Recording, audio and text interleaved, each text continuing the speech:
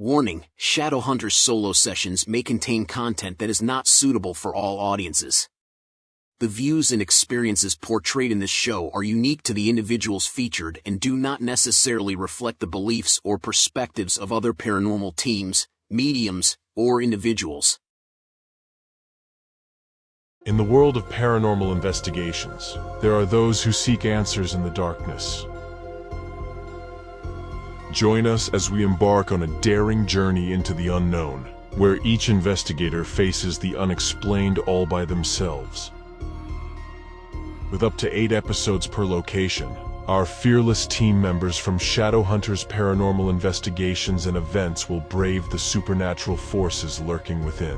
Every episode is a test of courage and determination, as our investigators enter the darkness armed only with their courage and a few pieces of paranormal equipment. Will they uncover the truth hidden within the shadows, or will they become victims of the paranormal forces that dwell within?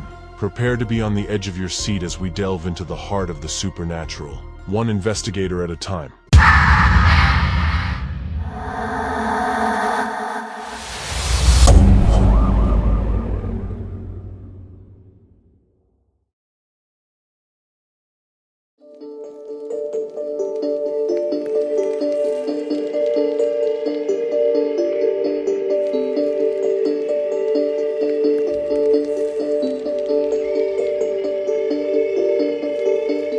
The Rhodes Hotel, located in Atlanta, Indiana, is a historic building with a rich and intriguing history. Built in the 1890s, it initially served as a stopover for travelers along the nearby rail line.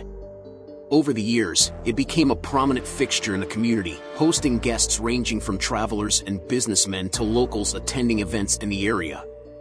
Throughout its history, the Rhodes Hotel changed ownership several times and underwent renovations to modernize its facilities. However, it also gained a reputation for paranormal activity, with reports of ghostly sightings, strange sounds, and other unexplained phenomena. This reputation has led to the hotel becoming a popular destination for paranormal enthusiasts and investigators. Numerous rooms are reported haunted, including Room 1, Sarah's room. Sarah was from the brothel days of the hotel. No one really knows what happened to Sarah. Room 3, the children's room. This room resembles a child's room from the 1900s. But are the dolls alive in this room? There have been numerous reports of dolls or objects moving by themselves in this room. Room 5, Everett's room, or also known as the tuberculosis room. Everett was the son of the original owner of the Rhodes Hotel and was quarantined in this room and later died in the same room from tuberculosis. The preacher's room. This room was occupied by a preacher and reportedly hung himself in the attic. But current findings from the Rhodes Hotel confirm that he did not hang himself in the attic. His death certificate was found, and he had died in Washington state. Despite its haunted reputation, the Rhodes Hotel remains a historical landmark in Atlanta, Indiana, attracting visitors interested in both its past and its paranormal associations. Today, it stands as a testament to the area's history and continues to intrigue those curious about its mysterious past. Will the Shadowhunters team be able to survive the night?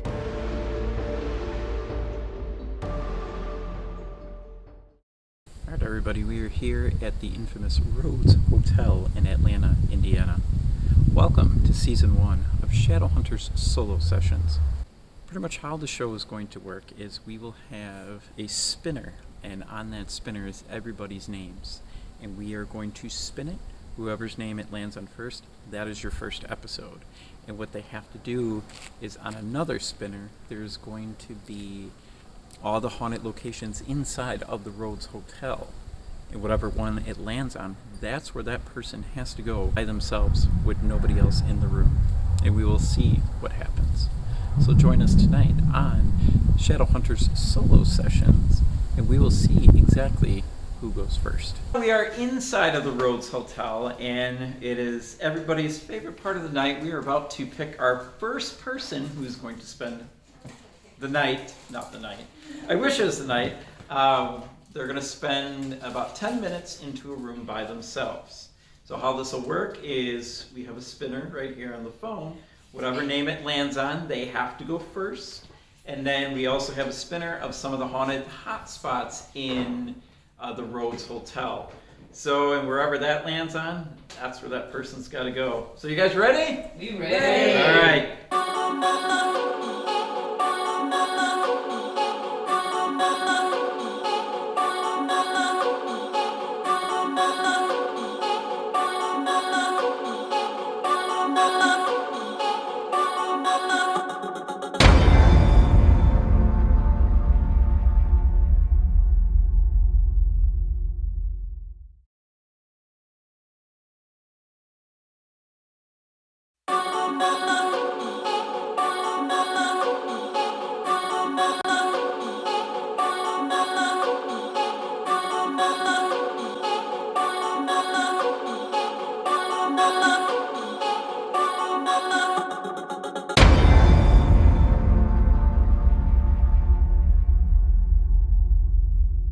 So what's going? Well, it'll still be on. There you go. So what's going to happen is Deidre is going to spend about 10 minutes in the tuberculosis room. A little bit about the tuberculosis room. That's where Everett stayed. Everett was the son of the original owner of the Rhodes Hotel, and he was actually quarantined in that room. Poor guy. And that is actually the room where Everett had passed away from.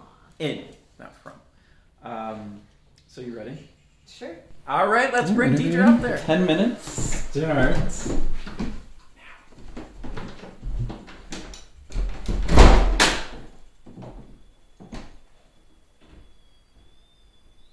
Just gonna do my little prayer, my own little invocation. But I do feel as though someone has already entered this space or was in this space when I walked in. But it wasn't open when I walked in. So I can feel some heaviness shifting in around me. And I did just come up the stairs, so I might be a tad bit winded. But my breathing is a little bit shallow and my chest is a little bit constricted.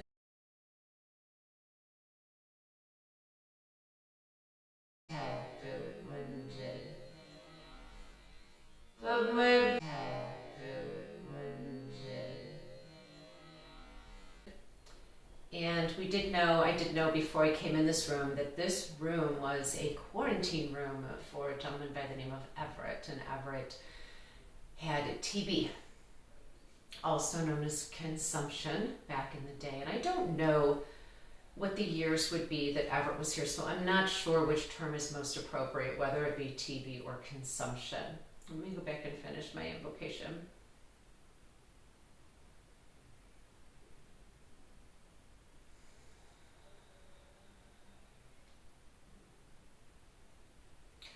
And that's interesting, as I'm sitting with my eyes closed, asking my guides, guardians, angels, holy helpers, medic angels, healers, past, present, and future, Heavenly Father, Earth Mother, my ancestors, my team, for their assistance today in communicating with anyone who may be in this space in particular at this time, who might wish to communicate through me with us all, to assist with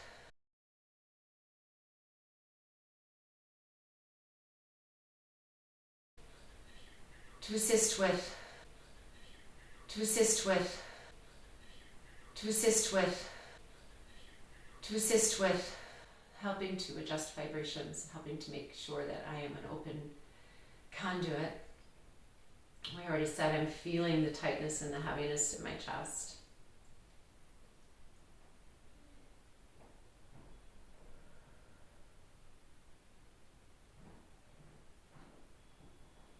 And my head's getting a little bit lighter, which is always an indication for me that I'm shifting my own vibration.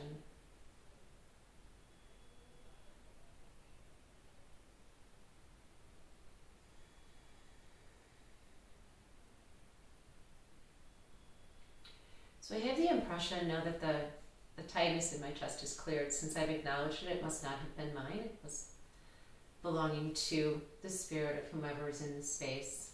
And I'm asking if it's correct and or appropriate for me to assume that the spirit who has entered this space with me would be Everett.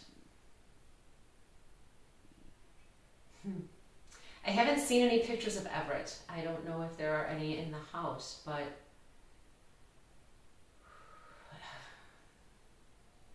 thank you. I have the impression, in my mind's eye, I have a gentleman who is showing himself to me as a tall, thin gentleman. And I don't believe that he's wanting to show me right now him as he was in this space during his chronic illness. I think he's showing me, himself prior to becoming ill. And I think he was a very dapper man. That's what I'm seeing, as someone who would be wearing a top hat and a well-cut suit. Not a suit. Not a suit.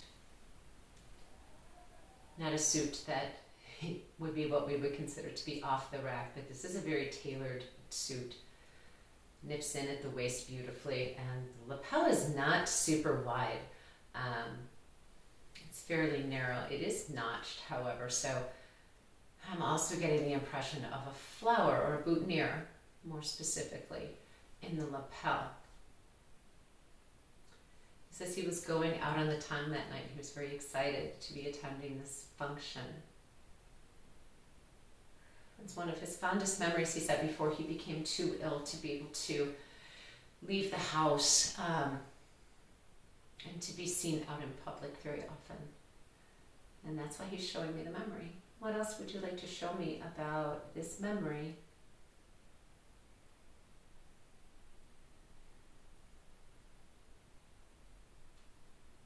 The room that he's showing me appears to be quite grand, not necessarily in size, but in the way the room has been designed and planned, and there's dancing happening. And it's not raucous dancing. It is partners dancing, and it's lively, but it's not raucous. That's the word that I keep hearing, is not the words I'm hearing, is it's not raucous.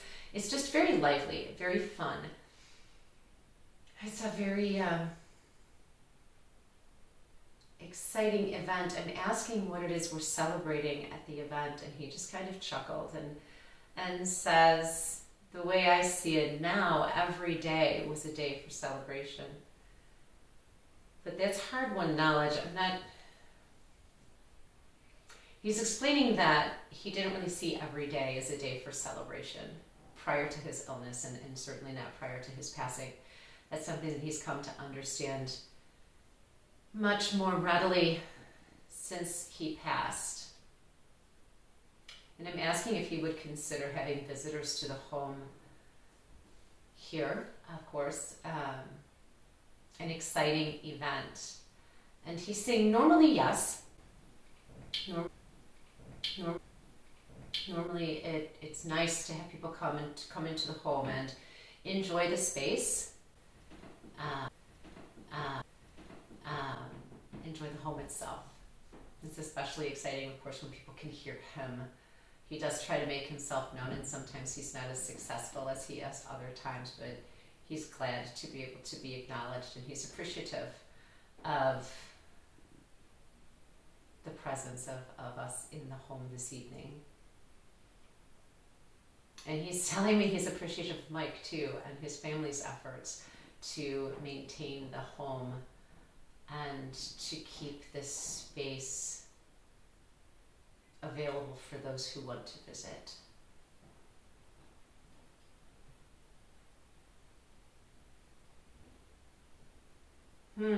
He's changed. He's not wearing his suit anymore. He's wearing what I would call a dressing gown. And he is standing. He's telling me it's the very early days when he was first ill, or when he first became ill. And it was a struggle for him to accept his illness and the toll it would eventually take on him. I think at that time he was kind of angry for having his life stolen and his ability to come and go as he pleased.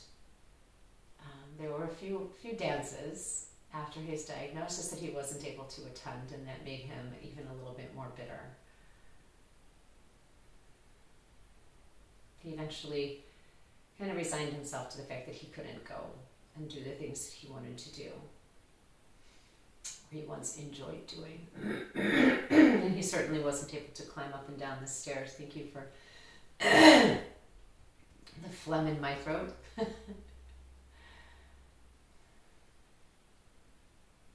I've asked him to please not share with me all of the physical progression of the difficulty breathing, etc. We established earlier that was his primary symptom, was that. And I'm telling him, if I know correctly, if I have been properly informed about tuberculosis and or consumption, that he would have times when he was very, very cold. And if he was ever able to find a way to fully warm his body during his illness. And he said early on, yes, he was able to fight the fever and keep some of the chill at bay, but as the disease progressed, he was really almost never able to get warm.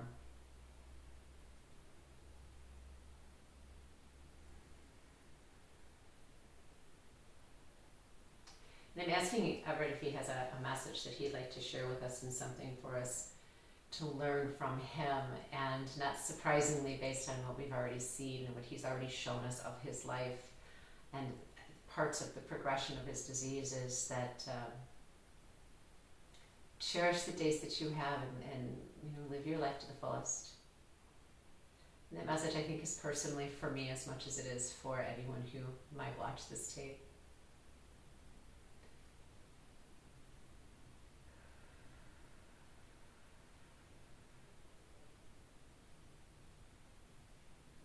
Okay. I've asked if he has anything else that he wants to share with us, and he's continuing to step back, and he hasn't really looked back since he offered us his statement and his words of wisdom.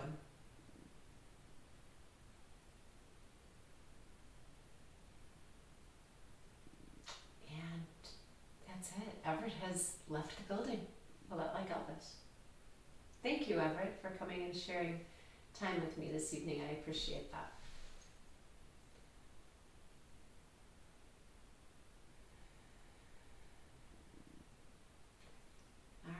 Stay tuned to find out who is next to challenge their solo session. See an all-new episode of Shadowhunters Solo Sessions on Wednesday, May 8th, 10 p.m. only on YouTube and Facebook. Make sure to like, share, and subscribe so you get updated videos every week. Until next time, sleep well.